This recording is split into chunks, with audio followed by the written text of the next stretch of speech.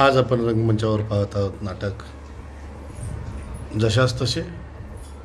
नाटकाचे लेखन, दिग्दर्शन आणि पात्र आसावरी, नेहा आणि सानिका आहेत.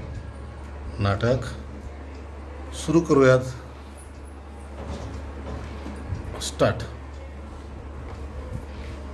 अगं सीमा, माझा वजन काढा तुझ्याकडे ठेवून घेशील का? मी जरा एका कार्यक्रमाला जाते, तर हे मी येऊन थोड्या वेळात घेऊन जाईल. हा ठीक आहे. 5 दिवसानंतर. सीमा, माझा वजन काटा दे ना. अगं तो वजन काटा तर उंदरांनी कुरतरून टाकला.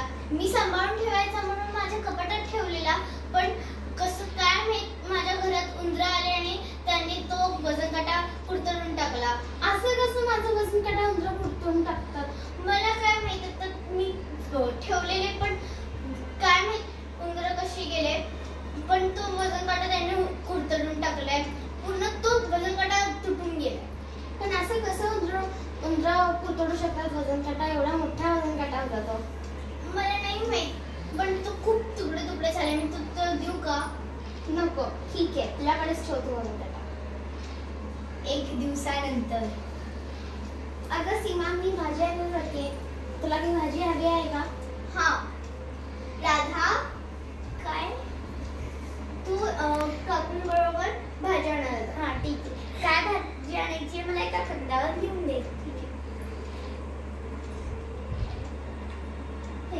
आहे, चला कसं. थोड्या वेळानंतर. सीमा, आले मी भाजी घेऊन. माझी मुलगी कुठे आहे? अगं मी तर तुझ्या मुलीला सोबतच घेऊन गेले होते, पण बाजारात एक घार येऊन तुझ्या मुलीला घेऊन गेली. घार कशी बरं माझ्या एवढ्या मोठ्या मुलीला घेऊन जाईल? अगं मी तुझ्या मुलीकडे लक्षच ठेवत होते, पण तुझ्या मुलीला घार घेऊन गेली. घार कसं बरं माझ्या इतक्या मोठ्या मुलीला घेऊन जाईल? मला काय माहितच नको होतं. मला काय माहित आता तुझ्या मुलीला घार घेऊन गेले तर मी काय करणार? आता पण कसं घेऊन जाईल घार माझ्या इतक्या मोठ्या मुलीला? राधा, ही तुझी मुलगी. जसं तुझ्या मुलीला घार घेऊन जाऊ शकत नाही ना, तसं माझ्या एवढ्या मोठ्या वजन काट्याला सुद्धा उंदीर कुरतडू शकत नाही. माझा वजन काटा मला परत कर. हा, मला माफ कर सीता. मी तो वजन काटा हडपण्यासाठी मी तुला खोटं बोलले. मला माफ कर. आणि हा दे मला. परत इथून पुढे जर कुणासोबत केलं ना, तर तू लक्षात ठेव.